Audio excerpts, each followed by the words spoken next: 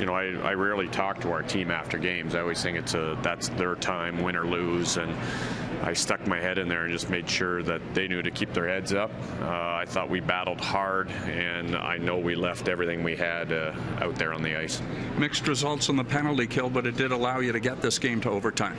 Yeah, it's once again we're trying some new guys in there, and it's part of the process. So there's some stuff there that some real good teaching video and some stuff that we can go over next week. And like always, mistakes turn into positives. It turns into a great teaching tool, and we'll get those covered off and get things going again like we've had in the past couple of years. Is it a good time to get on the road?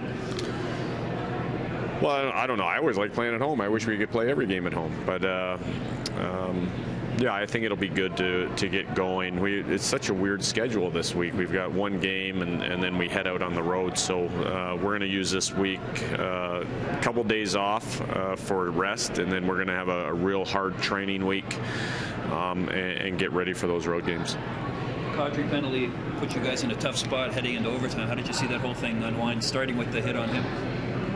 Well, I thought that was a dangerous hit, number one, with a leg being out, and how he ends up in the penalty box, I'm not quite sure.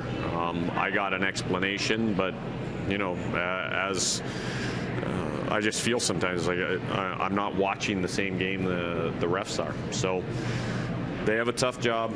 Things happen quickly, but yeah, him going in the box and us being short there was very strange to me. What do you think of Runas' performance back-to-back after having not played in a while? I thought he was battling again. I know he was a little bit tired after last night, but he wanted to go.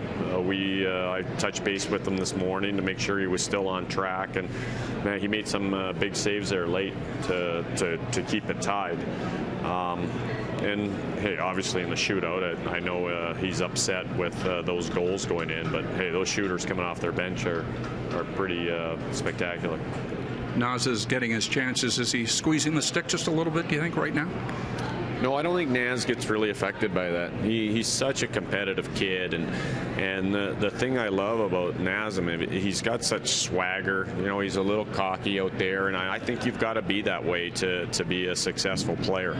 And I don't think he ever squeezes his stick too hard. He is going to be rewarded. He is doing everything that we're asking of him right now, on the ice, off the ice, and as long as he's getting his chances, eventually the math part of it just looks after itself. He'll end up putting the puck in the net, getting assists just on his skill alone.